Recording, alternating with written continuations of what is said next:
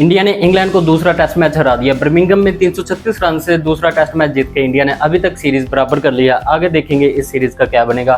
खैर, इस मैच की जो बात करते हैं, पहले दिन से लेके आखिरी दिन तक मैं आपको पूरा मैच एक दफ़ा रिव्यू कर दूंगा, रिवाइज कर दूंगा, जिसमें आपको समझ आ जाएगी अगर आपने नहीं भी देखा हुआ मैच।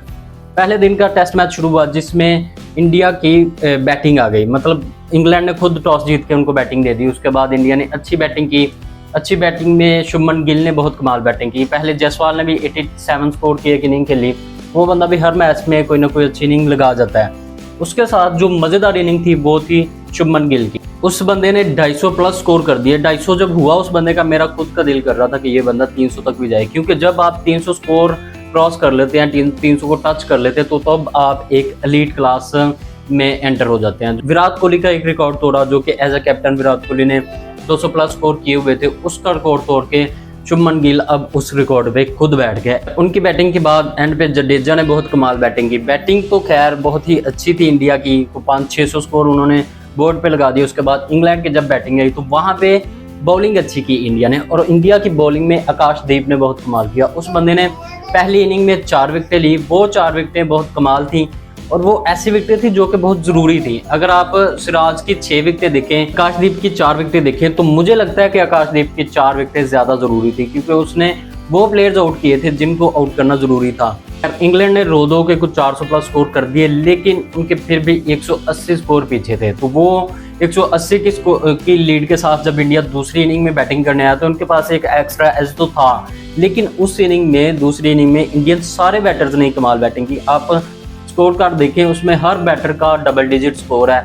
फिर शुभमन गिल ने एक और सेंचुरी लगा दी, उसको प्लेयर ऑफ द मैच भी दिया गया। लेकिन मेरे हिसाब से प्लेयर ऑफ द मैच आकाशदीप बनता था, क्योंकि वो बंदा, उसने पहली इनिंग में 4 विकेटें ली, दूसरी इनिंग में फिर विकेटें लेके दी, और वो ऐसी विकेटें थी जहां पे टीम को जरूरत थी। टेस्ट मैच आप तब ही जीतते हैं जब आप 20 विकेटें लेते हैं। वो 20 विकेटें लेने में जो बड़ा किरदार था वो था आकाशदीप का। उसके अलावा सिराज ने भी अच्छी परफॉर्मेंस दी, लेकिन सिराज तब ही परफॉर्म करता है जब टीम में बुमराह नहीं होता। मुझे ये चीज़ समझ नहीं आती कि आप जब बुमराह होता है टीम में तब सिराज इतना ठंडा मठा क्यों पड़ जाता, तब वो उससे ऐसी बॉलिंग क्यों नहीं होती जैसी वो आजकल कर रहा है। ये एक ऐसा ग्राउंड था जहाँ पे इंडिया आज तक भी कोई भी टेस्ट मैच नहीं था जीता, और वहाँ पे ये एक तारीख रकम कर दी शुभमन गिल ने। यहाँ पे एक टेस्ट मैच जीत के, और बड़े मार्जिन से जीता, 336 रन से जीता, जो कि एक पूरे मैच का स्कोर होता है। और बॉलिंग, मुझे लगता था कि बुमराह नहीं है इस टीम में तो इनकी बॉलिंग बहुत ही थर्ड क्लास बॉलिंग होगी, बहुत ही थकी हुई बॉलिंग होगी, लेकिन ऐसा कुछ नहीं हुआ।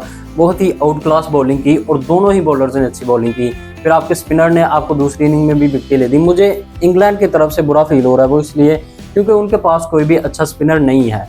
वो पता नहीं, उनकी ज़मीन ही ऐसी है, वहाँ पे सिर्फ बॉलर्स ही उठ के आते हैं, उनके पास स्पिनर आ ही नहीं रहे। पिछले काफ़ी अरसे से कोई भी उनके पास टेस्ट का अच्छा स्पिनर नहीं आया। अच्छे स्पिनर के लिए उनको एक प्रॉपर सिस्टम बनाना पड़ेगा उनके पास। अगर वो चाहते हैं कि हमें डोमेस्टिक से कोई ना कोई स्पिनर मिल जाए, तो ऐसा भी नहीं होने वाला, क्योंकि डोमेस्टिक से जो भी स्पिनर आएगा वो एक एवरेज स्पिनर होगा। जैसे ये शुएब है, इसने कोई पता नहीं 100-200 ओवर्स कर दिए, उसमें 1-2 विकेटें ली, तो ये वाली जो बॉलिंग होती है वो नहीं चलेगी। बाकी सारे बॉलर थे, वोक्स के अलावा मुझे कोई भी बॉलर इतना ज़्यादा नज़र नहीं आया। दूसरी इनिंग में एक बॉलर था जो कि नया था, वो आके उसने कुछ स्पार्क दिखाया, लेकिन वो भी एक हद तक ख़त्म हो गया। बाकी जो एक स्कोर की लीड होती है वो अलग ही चीज़ होती है। स्कोर की लीड आपको मिली हुई थी, और आप उसके ही सहारे पे आप ये मैच जीत भी गए। एंड पे आप देखें, ये स्कोर हो सकता था, मेरे जहन में आ रहा था कि ये ना इंग्लैंड को ड्रॉ कर लेना चाहिए, क्योंकि ये सिचुएशन ऐसी बनी थी यहाँ से आप जीत नहीं थे सकते। 600 प्लस का आपको टारगेट मिला हुआ था, जो कि इम्पॉसिबल है। एक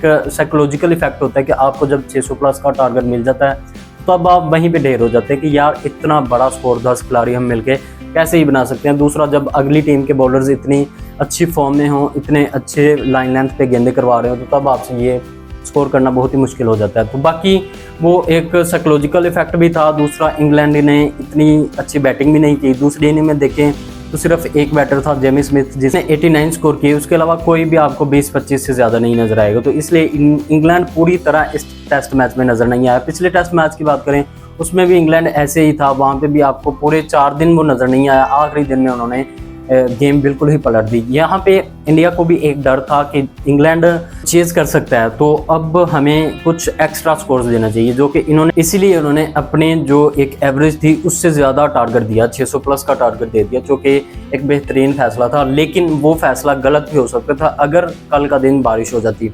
बारिश कुछ देर हुई, लेकिन अगर वो बारिश थोड़ा ज़्यादा चल जाती तो ये मैच ड्रॉ भी हो सकता था, जहाँ पे इंडिया को नुकसान हो सकता था एक अगर मगर की कहानी। लेकिन जो अभी हमारे पास एक रिजल्ट आया हुआ है वो यही है कि इंडिया दूसरा टेस्ट मैच पूरे कॉम्प्रिहेंसिवली ये टेस्ट मैच जीती हैं। तो आगे अब इनके पास मोमेंटम आया हुआ है, इनके बॉलर्स भी फॉर्म में हैं, बैटर्स भी 2-3 फॉर्म में हैं, जैसे जायसवाल हो गया, उसके बाद शुभमन गिल हो गया, जडेजा हो गया, ये सारे ही फॉर्म में हैं। करुण नायर वो भी अच्छा बैटर है, लेकिन उसका पता नहीं चलता, जब तक वो सेट होने लगता तो ऐसे लगता है कि ये बंदा आउट हो जाएगा। खैर ये थी आज के मैच की स्टोरी, आपको कैसी लगी कमेंट करके जरूर बताइएगा। मिलते हैं अगले वीडियो में, तब तक अपना ख्याल रखिएगा।